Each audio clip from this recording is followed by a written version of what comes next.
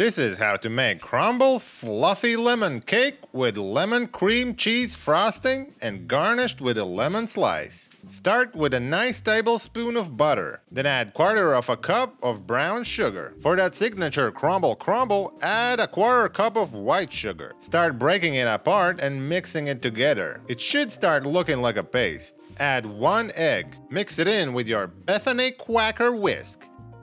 Add about 1/2 tablespoon of vanilla extract, a pinch of salt, then grate about 1 full turn of lemon zest. Don't go too crazy. Or do, I don't care. Mix it all in.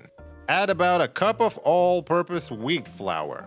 Mix it to a nice creamy paste. Then squeeze in 1 tablespoon of fresh lemon juice. Then about 2 tablespoons of almond milk and 1/2 teaspoon of baking powder. Mix everything thoroughly and pop it into the oven on 375 Fahrenheit for about 20 minutes. Now for the frosting, add 2 tablespoons of butter, a big tablespoon of cream cheese. Smash it all together and squeeze in about 1 tablespoon of lemon juice. Just don't get any seeds in your frosting dough. Mix it up and add about 1 cup of powdered sugar. Sprinkle it like it's Christmas. Few drops of vanilla extract. Now mix it all up and it should get real creamy. Get your cake out of the oven when it's nice and brown and let it cool off. When it's nice and cool, start putting on the frosting. Spread it out evenly. Decorate the top with some lemon slices and wham bam, thank you ma'am, you're done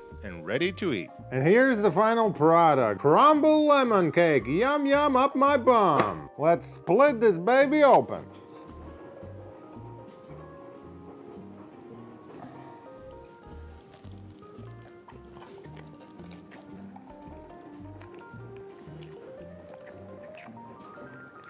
Ooh, that is a lot of lemon.